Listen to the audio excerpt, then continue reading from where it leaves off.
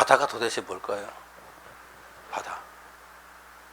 지구 면적의 70%가 바다죠. 전체 질량을 따지면 바다는 아주 미미한 거지만 지구의 면적의 70%가 바다예요. 재미있는 것은 우리 몸의 70%가 물이에요.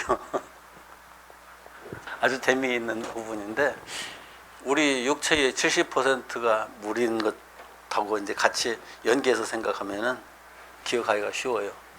지구의 면적의 70%가 바다다. 그런데 그 바다라는 개념이 현대에 와가지고 굉장히 확장됐어요. 굉장히 확장됐어요. 바다라는 개념이. 어디까지 확장됐느냐면은 우주를 여행하는 비행체를 뭐라고 그래요? 우주를 여행하는 비행체. 우주선. 선이라는 거는 어떤 선자예요? 배선자예요. 재미있죠? 그냥 비행기라는 개념이 아니에요. 우주라는 바다를 여행한다고 하는 개념으로 우주선이라는 표현을 써요. 그런데 또 우리가 옛날부터 가지고 있던 그런 개념이기도 한데, 이걸 가장 효과적으로 금세기에 와서 써먹은 사람이 엘벤 토플러가 쓴 표현인데, 자기의 책의 이름을 제3의 물결이라는 제목을 붙였거든요. 거기 제3의 물결이라는 게 뭘까요? 물결. 그냥 쉽게 말하면 물의 흐름 맞아요. 그런데 엘빈 토플러가 그 책에서 말하고자 하는 것은 제1의 물결, 제2의 물결이고 제3의 물결이 있다. 그리고 앞으로 제4의 물결의 역사가 진행될 거다. 문화 얘기거든요. 문화. 제1의 물결은 농업혁명 때예요. 제2의 물결은 기계혁명 때예요. 제3의 물결은 지금 전자시대에 들어오면서 정보의 물결 시대로 들어왔어요. 정보의 문화가 지금 세상을 휩쓸고 있는 상황이다. 제4의 물결은 이제 앞으로 뭔지 몰라요, 아직은. 그런데 인터넷을 우리가 항해한다고 그러잖아요. 인터넷 안에서 이제 왔다 갔다 하는 걸 항해한다고 그러잖아요. 인터넷에 들어가서 그 정보의 세계를 찾아다니는 것을 왜 항해한다는 표현을 썼을까요? 지금 우리는 우주선을 쏘아서 화성까지 갔죠? 이제 더 멀리는 아직 못 갔어요. 갈 수 있는 기술도 아직은 없고. 가긴 갔죠. 지금 뭐 보이저호하고 그게 지금 태양계를 이제 넘어가 버렸거든요. 그런데 그런 것들은 가고 있지만 인간이 본격적으로 전부 다 하나하나 기계를 다 컨트롤 해가면서 갈 수 있는 것이 지금까지는 화성이에요. 그 이상은 갈 수 없어요. 그런데 지구 밖으로 벗어나는 건 그런데 지구 안에서 못 들어가는 곳이 있어요. 들어갈 수 있을 것 같은데 못 들어가는 세계가 있어요. 바닷속. 전번에 바닷속에서 심해 잠수정 하나 들어갔다가서 거기서 박살내가지고 한 가정의 부자도 같이 죽고 4사람이 죽었던가요? 인간의 능력이 아직까지는 깊은 심해를 들어가서 탐험할 수 있는 그 능력이 아직은 없어요. 정말 깊은 곳에 들어가는 것은. 마리나해우 같은 곳은 아직 못 들어가요. 이제 기계만 집어넣어 가지고 대충 어떻게 생겼나 하는 것들을 이제 볼 수 있는 그 수준이에요. 그것만 해도 대단한 거예요. 그래서 지금 우주여행보다 심해 탐험이 더 어렵다는 얘기를 해요.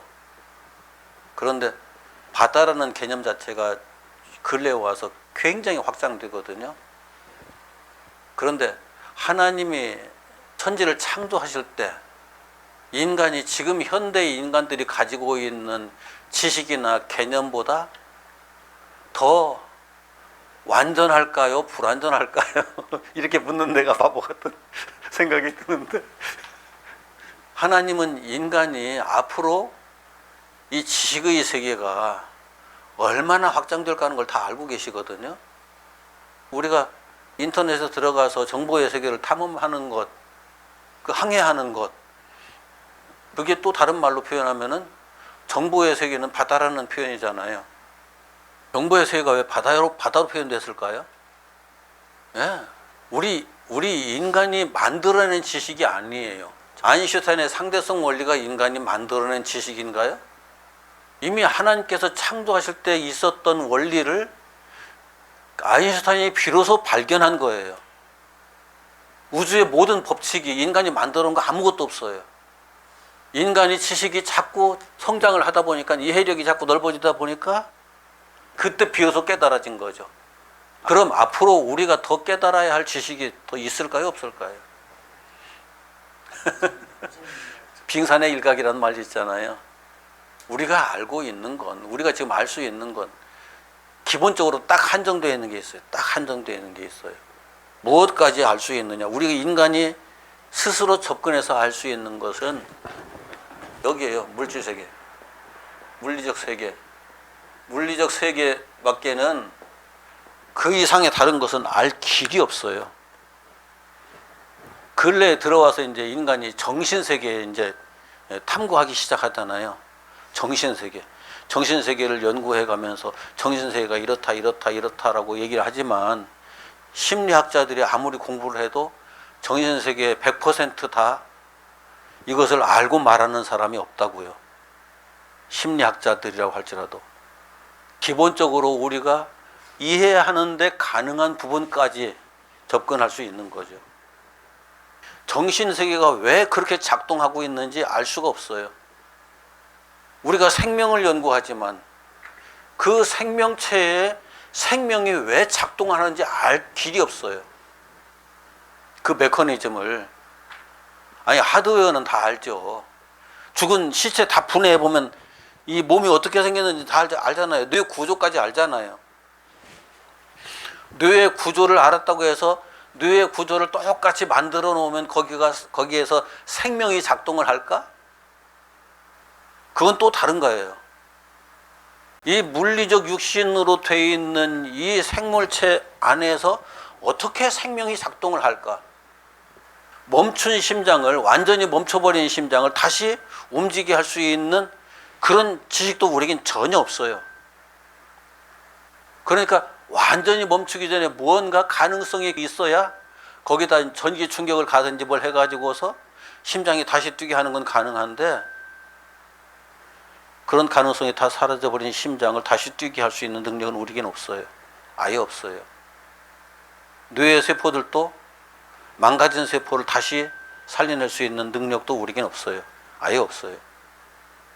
그런데 지금 우리가 이해하고 있는 정보의 세계는 거의 인간들이 하나님께서 창조하신 만물을 연구하고 그걸 하나하나 탐험해 가는 과정에서 밝혀진 것들을 인간의 논리로 설명해 놓은 것 뿐이에요. 지금 우리가 가지고 있는 정보라고 하는 게. 그 이상은 없어요. 어차피 없어요. 그것마저도 기억력이 좀 작동하고 있는 사람들이 한 가지 익혔을 때 그 익힌 것을 잊어버리지 않고 기억하는 사람, 그것이 이제 쌓이고 쌓이면은 응용력이 좋아지죠. 응용력이 좋아지죠. 자기가 가지고 있는 지식을 여기도 써먹고 저기도 써먹고 여기도 써먹고 저기도 써먹는 게 가능해진다고요. 그런데 그걸 가지고 새로운 지식체계, 새로운 어떤 그 지혜의 장을 열어가는 건 또 다른 분야예요. 또 다른 부분이에요. 그 순간에 생각의 틀을 바꿔야 되거든요. 생각의 틀. 여기 열쇠가 몇 개 있어요. 이거 이제 다 집어넣어서 돌리는 거. 그런데 요것 말고도 또 열쇠가 또 나온 게 있죠. 자석 열쇠. 자석 갖다 딱 갖다 대면은 이제 그 자석이 어떻게 구성되어 있느냐에 따라 가지고 키가 열리죠. 그런데 요즘은 또 다른 키가 있죠. 전자키. 이제 전자키도 필요 없는 때가 올 거예요, 아마. 대문 앞에 딱 서면은 문이 알아서 주인님 오셨습니까? 하고 문 열어줘. 안면도 인식하고 홍채도 인식을 하고 골고루 복합적으로 인식을 해가지고 주인이 아니면 절대 안 열어주는 키라는 개념 자체가 엄청나게 바뀌죠. 그런데 이 열쇠를 만드는 지식만 가지고 있는 사람은, 이것이 전부다라고 생각하는 사람은 다른 키 만들까요? 안 만들까요? 다른 키 안 만들어요. 지난주에도 얘기했잖아요. 후지필름 만들어 놓고서는 후지필름 그것이 영원할 것이라고 생각했는데 망했다고. 노키아 휴대폰 만드는 회사에서 노키아가 영원할 줄 알았는데 노키아 망했다고. 어떤 지식도 어떤 기술도 영원할 수 있는 건 아무것도 없어요. 그러면은 최신의 기술, 최신의 지식을 지금 우리가 개발하고 발견하고 그래서 그 지식을 만들었다고 하면은 그것은 100년 갈까요? 아니 100년이 아니라 지금은 10년 가기도 힘든 그런 세상이 되고 말았어요. 10년 가기도 힘든 세상 되고 말았어요. 아니 자동차가 전자제품이들이라는 건 생각도 못 했었거든요. 저도. 그런데 이제 자동차가 전자제품이 돼버렸어요. 이게 지식의 발전이잖아요. 지식이 발전하면 기술도 발전하고 기술 발전하면 또 지식 발전하고 같이 맞물려 돌아가게 돼 있어요. 이런 모든 것들이 다 합해서 문명이라는 결과로 나타나죠. 그 문명과 문화를 자꾸 우리가 이제 딱 선을 여기까지는 문화고 여기까지는 문명이다. 이거 절대 구분 안 돼요. 이게 이제 닭이 먼저냐 계란이 먼저냐 하는 것도 똑같은 얘기가 되는 거예요. 그렇게 이제 얘기하기 시작하면은 문화가 발전하고 그 문화에 따라서 문명이 탄생하면은 그 문명에 따라서 새로운 문화가 또 나오고 그 문화에 또 따라서 또 새로운 문명이 나오고 이렇게 같이 계속 같이 올라가거든요. 이것을 엘빈 도플러는 물결이라고 그랬어요. 물결. 문화와 문명을 바다로 비유한 거죠. 그럼 성경에서 바다라고 했을 경우에 동해안이나 남해안에 가가지고서 보이는 그 바다만을 성경에서 바다라고 얘기했을까요? 아니 16세기까지만 해도 17세기까지만 해도 아니 18세기까지만 해도 그런 생각이 맞았죠. 지금은 그 생각 안 맞아요. 지금은 물리적인 바다만 바다가 아니에요. 물이 넘실대는 그 바다만 바다가 아니라고요. 그래서 성경에서 바다를 얘기할 때 옛날부터 다 문학가들은 다 써먹던 표현이에요. 문학인들은 옛날에 그 소설 읽으면서 그 적군이 물밀듯이 밀려 들어온다. 비유이긴 하지만은 그런 표현들이 다양하게 쓰였는데도 불구하고 어떤 경우에 그 사고의 틀이 딱 이렇게 고정되어 있는 사람은 거기에서 벗어나지 못하기 때문에 항상 그 수준으로밖에 생각을 못한다고요. 그 수준으로밖에. 초등학생이 초등학교 졸업해가지고 초등학교의 지식이 전부 다라고 생각하고 난 이것만 가지면 됐어 라고 생각하고 중학교 고등학교 가지 않는다면은 그 사람은 어떤 사람이 될까요? 굉장히 답답한 사람 되겠죠. 사회생활하는데도 쉽지 않을 거예요. 어제 인터넷에서 강의를 잠깐 들어보니까 대학교를 졸업한 미국인들이 30%가 안 돼요. 미국 사회에서 30%가 안 돼요. 우리나라는 몇 퍼센트 될까요? 정규 대학을 졸업한 사람만 해도 지금 70%가 넘어요. 나머지 30% 그럼 어떤 형태로든지 또 그런 교육을 받고 있어요. 지금 계속 안 받으면 이 사회에서 도태되니까. 그래서 미국 사람들이 한국에 가서는 못 산다. 왜 그런가 하면 그 경쟁력을 뚫고 취직을 하고 직장 생활을 해야 되기 때문에 한국에 와서는 못 산다고 그러더라고요. 대한민국 학생들은 불쌍하대요. 초등학교 때부터 경쟁을 해야 되기 때문에. 그러니까 그것이 부러운 게 아니라 그것이 불쌍하대요. 그런데 솔직히 문화와 문명이 발전한 세계 속에서 우리가 살려 하면은 나도 그만큼 수준을 높여야.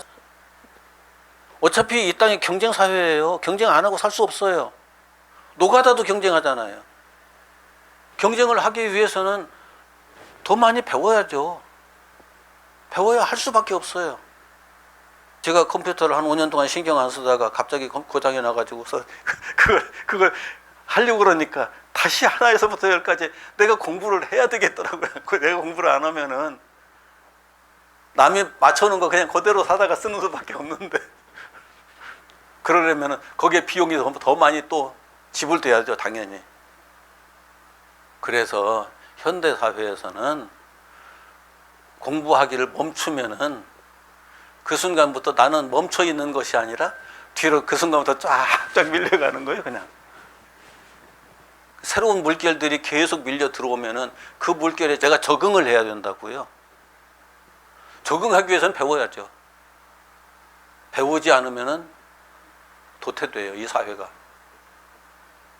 그런데 중요한 건 지식이 많은 사람들이 모든 걸 아는 사람일까요? 공학 박사는 모든 걸 다 아는 사람일까요? 그 공학 분야에서도 그 박사 학위를 딴 그 분야가 따로 있어요. 그 분야에서만 또 남들보다 탁월하다, 그 수준이에요. 그 분야 싹 벗어나면 그때부터 아무것도 몰라요. 그 사람 채소밭에다 세워놓으면 바보 돼버려요, 그 사람. 병원에다 갖다 세워놓으면 그 사람 진짜 바보 돼요. 그런데 이 물리적 세계에서 지식이라는 게 바로 한계성이 물리적 세계를 벗어나면 아무것도 적용되는 게 없어요. 아무것도 적용되는 게 없어요. 그런데 이 물리적 세계의 지식이 어마어마하게 넓고 깊고, 그것을 다 우리가 그 지식을 아무리 천재라고 해도 어느 정도나 가질 수 있을까요? 아인슈타인이 상대성 원리를 발표해 놨잖아요. 그 상대성 원리에 의해 가지고 양자역학이 나왔어요. 양자역학이 이렇다고 이제 이러니까 아인슈타인이 말도 안 돼. 그랬거든요. 아인슈타인은 끝까지 인정하지 않았어요. 자기가 발견하고 그 발견한 것을 이렇게 토대로 해가지고 세워놓은 이론, 그 이론에 의해서 이게 나왔는데 이건 말도 안 되는 거예요, 지금 아인슈타인 입장에서는. 이해가 안 되니까. 그 천재도 그렇다고요, 그 천재도. 그러니 우리가 가지고 있는 지식이 아무리 탁월한 존재라고 해도 완벽한 지식은 가질 수가 없다. 그럼에도 불구하고 그 지식을 배우지 않으면 세상 살아가는 것 자체가 힘들어져요. 초등학교 안 들어가 봐요. 초등학교 학문 하나도 배우지 않아 봐요. 살아가는 게 가능할까요? 더하기 빼기 나누기 곱하기 전혀 못해요. 시장에서 장 보는 게 가능할까요? 10,000원짜리 주고 물건 몇 개 들어가지고 계산할 줄 모르니까 주인이 거스름돈 내주는 대로 그냥 받아가지고 와야 돼요. 내가 얼마씩 샀으니까 지금 얼마큼 거스름돈 받아야 돼. 이게 안 되잖아요. 어차피 그 물결 속에 우리는 살고 있어요. 그런데 그 물결이 흐르는 것을 내가 이해할 수 없다면은 그 같은 물결 속에 흘러가면서 나는 그 흐름을 감당하지 못하는 거예요. 겨우 그냥 이 땅에서 목숨만 부지하고 살아갈 뿐이지, 거기서 내가 어떻게 할 수 있는 존재가 되질 못해요. 중요한 것은 그래요. 내가 가지고 있는 지식에 의해서 내가 지배를 받는다. 이해돼요? 내가 어렸을 때부터 이제까지 배워온 그 지식에 의해서 나는 지배를 받는 사람이다. 이건 되고 이건 안 된다는 기준을 어디다 두고 우리가 얘기해요? 내가 경험한 지식에다 기준을 두고 얘기하잖아요. 이렇게 하면 살고 이렇게 하면 죽는다. 그 기준이 어디에 있어요? 내가 경험한 지식에 있어요. 직접 경험이든지 간접 경험이든지. 그런데 단순한 것밖에 경험하지 못한 사람은 생각이 단순하죠.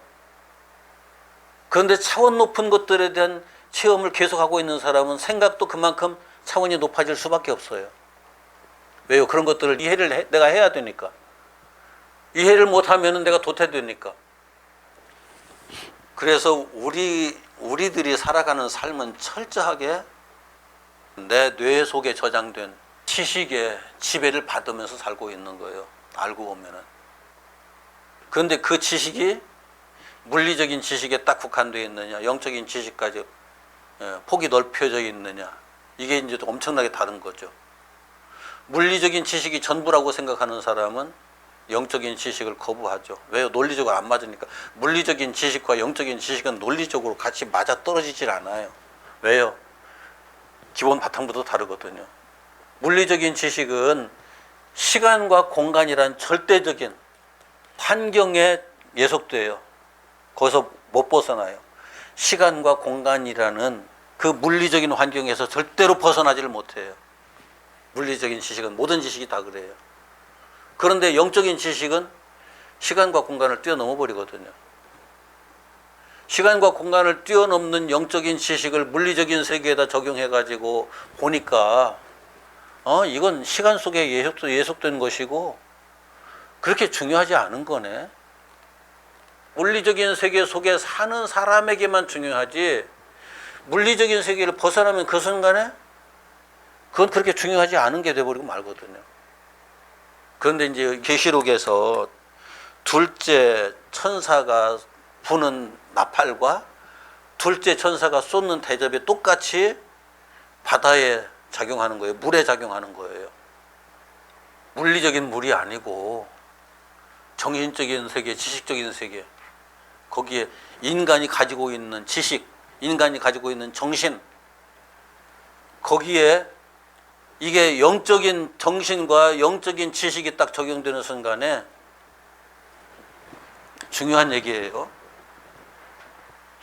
물리적인 세계의 지식은 하나같이 다 상대적이에요. 하나같이 다 상대적이에요. 밝다, 어둡다, 상대적인 거예요. 가볍다, 무겁다, 상대적인 거예요. 크다, 작다, 상대적인 거예요. 전부 다 어떤 것도 상대성을 띠지 않은 게 없어요. 다. 상대적이지 않으면은 그게 그것이다라고 하는 것을 표현할 길이 없어요. 좋다, 나쁘다. 이런 것들 하나하나가 상대적인 차원에서 다 확인되는 거예요. 그런데 절대적인 것이 오면은 상대적인 것이 의미가 있을까요? 없을까요? 상대적인 것이 무의미해져요. 의미가 없어져 버려요. 자, 우리는 시간 속에 살잖아요.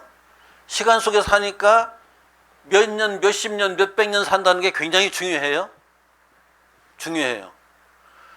그런데 시간을 벗어나서 영원히 산다고 하는 입장에서 나는 영원한 존재야? 그 하나님의 입장에서 보면은 시간 속에 존재하는 게 무슨 의미가 있을까요? 먼지 하나 반짝했다가 없어지는 것이나 다를 게 없는 먼지 하나 반짝, 그것도 시간 속에서만 그런 거예요. 그 시간 넘어가 버리면 그마저도 없어요. 사람의 입장에서 생각하는 것하고 하나님의 입장에서 생각하는 건 차원이 완전하게 달라요.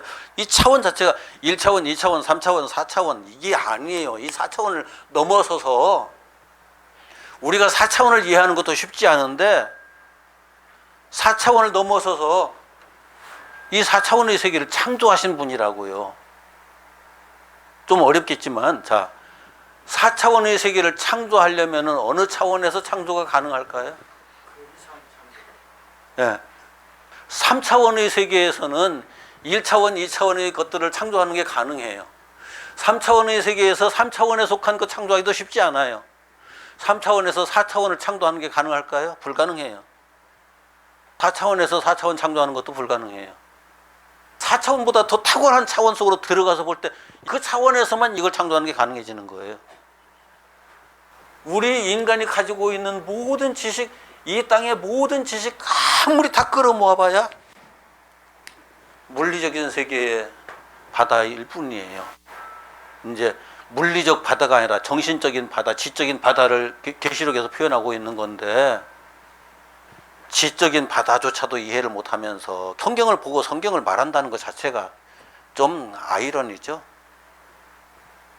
이 바다는 우리들이 절대적인 것이라고 생각하고 있어요. 이 바다를 지금 아까 얘기했지만 왜 그런가 하면은 이 지식을 안 가지면 우리가 살 수 없잖아요. 태어나면서부터 죽을 때까지 이 지식을 내가 무시하고 산다는 건 불가능해요. 내가 하루 일해놓고 인건비 받는데도 이 지식 무시하고 받으면 1원짜리를 주든지 10원짜리를 주든지 100원짜리를 주든지 그냥 주는 대로 주머니에다 넣어 가지고 올 수밖에 없잖아요. 어떤 가치가 있는지 그걸 판단할 수 있는 지식을 가지고 있어야 내가 하루 일한 정당한 대가를 받을 거 아니에요. 이런 구조 때문에 우리는 이 지식에 얽매여서 산다고요. 이 지식에 갇혀서 산다고. 이 지식의 지배를 받으면서 산다고요. 철저하게 지식의 노예가 되어 사는 거죠. 그 지식에 이제 하나님의 절대적인 지식이 쫙 들어와요. 이게 이제 나팔로 들려질 때는 귀에서만 들어와가지고 그래 맞아 이제 이렇게까지는 돼요. 그런데 대접으로 쏟아 부어진다는 것은 어떤 의미냐면은 내 삶 속에 직접 적용이 되는 거죠. 나의 존재 안에 직접 적용이 되는 거죠. 그럼 존재에 대한 인식이 바뀌어야 되죠. 존재에 대한 인식이 바뀌어야 되죠.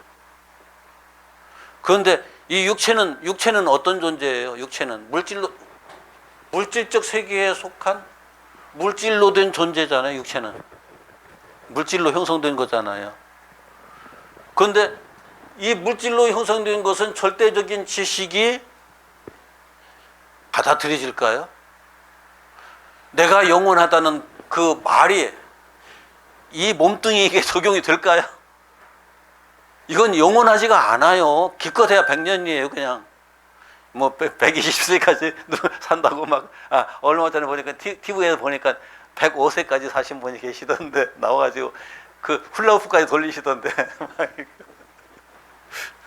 그게 보편적이지는 않잖아요 지금. 그런데 성경은 우리를 영원한 존재라고 얘기를 하거든요. 영원한 존재라는 말이 실질적으로 들릴까요? 말도 안 돼. 기껏 살아봐야 100년까지 못 사는데 무슨 영원? 그런데 하나님은 우리를 영원한 존재로 하나님의 형상으로 창조했다고 하잖아요. 그걸 받아들이려면은 이 상대적 지식이 깨져야 돼요. 오전에 말씀드렸던 것처럼 예수님께서 하나님 나라를 영적인 영원한 세계 하나님 나라를 말씀하시는데 이 땅 위에 있는 이스라엘 백성들은 다윗 왕국이 세웠던 이 땅에 이루어지는 하나님 나라 이게 안 깨지는 거예요. 이게 안 깨지는 거예요. 그래가지고서는 안 되거든요. 그럼 이걸 깨뜨려 버리면은 이건 아니구나. 깨뜨려 버리면 난 내일부터 이제 어떤 생각을 가지고 살아야 돼요? 깨뜨렸다는 것은 이 지식을 쓸모없는 거라고 바울이 다 배설물처럼 여기서 다 버렸다고 해놓고 나서 바울은 그런 배설물처럼 여겼으니까 이제 내일 아침부터는 먹는 것도 먹지 말고 마시는 것도 마시지 말고 입는 것도 입지 말고 그렇게 살 거다 그런 얘기였을까요? 이게 가치의 핵심이 아니다. 내가 더 이상 이것에 얽매이지 않는다. 이것에 종살이를 안 하겠다. 이걸 초월해서 살겠다. 내가 육신에 사는 동안은 이것에 어차피 묶인 부분이 있지만 내가 이것에 그렇게 내가 꽁꽁 묶여가지고 끌려다니면서 살지 않겠다. 그런 표현이거든요. 하루쯤 안 먹어도 괜찮고 한 번쯤 뭐 그냥 안 입어도 괜찮고 이런 것들이 그렇게 중요하지 않다는 거죠. 가난해도 괜찮고 어떤 상황에도 처할 줄 아는 것은 그렇게 가능해지는 거예요. 어떤 상황에도 처할 줄 아는 자유자가 되는 것 쉬울까요? 이게 쉽지 않아요. 이게 그래서 그 들리는 말씀으로 수긍까지 됐지만은 쏟아 부어지면 어려운 거예요. 그 바다에 쏟아 부어지면서 영적인 차원에서는 나는 진짜 자유자가 되는 거고 물리적인 차원에서는 내가 십자가에 못 박히는 거고 그래서 바닷물이 핏물처럼 바뀌었다. 그러니까 내가 여지껏 먹고 살았던 것이 이게 나를 살리는 줄 알았더니만 내가 가지고 있던 지식이 나를 살리는 것이 아니라 내가 사망의 존재라는 사실을 확인시켜주는 계기가 되었다. 대접이 쏟아 부어지면서 말씀이 쏟아 부어지면서 그 얘기를 하고 있는 거예요. 그래서 이 지식에 얽매여 있으면은 나는 영원히 망하고 만다. 이 지식에 얽매여 있으면은 나는 영원히 망하고 만다. 우리 모두가 다 영원히 망하고 만다. 더 이상 그것에 매이지 않는 사람이 되는 게 중요하다. 살았다고 생각하는 것이 하나도 살아있는 것이 아니었다. 이것이 진짜라고 생각했었는데 하나도 진짜가 아니다. 이건 기독교에만 말하는 게 아니고 불교에서도 다 말했었던 이야기예요. 그런데 불교에서는 거기까지만 이건 다 헛된 것이다 라고 솔로몬이 말했던 것을 불교에서 똑같이 했어요. 그리고 나서는 그 불교에서는 그래서 모든 것이 다 처음부터 없었던 거야, 공이야 라고 공으로 돌려버렸죠. 그런데 성경에서는, 기독교에서는 거기에 참이 있어, 진짜가 있어. 하나님의 형상, 그 형상으로 우리가 돌아가는 거야. 돌아간다는 표현을 그렇게 쓰거든요. 하나님의 형상으로 새로운 피조물로 창조되는 것. 이제 그때부터 이제 새로운 창조의 역사가 그렇게 시작되는 거예요. 그렇게. 근데 우리 안에 이미 그 창조의 역사는 시작됐어요.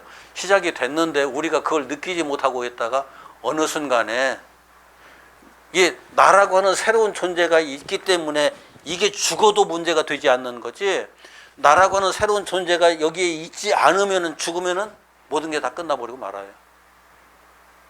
그래서 나라고 하는 새로운 존재가 이미 형성되기 시작해가지고 여기에 뭐가 있다는 것이 확인됐기 때문에 이것을 소멸시켜도 아무런 문제가 되지 않으니까 하나님께서 역사를 그렇게 진행시키시는 거죠. 이 바다에 대해서 정말 할 말은 많은데 나중에 이 바다에 대한 속성을 뒤에서 계속 다시 한번 확인하고 그렇게 확인해 가면서 진행될 거예요. 이 바다는 사탄이 포해 놓은 모든 논리, 모든 원리, 원칙, 기준, 이런 것들에 의해서 완벽하게 지배를 받고 있는 상황이거든요.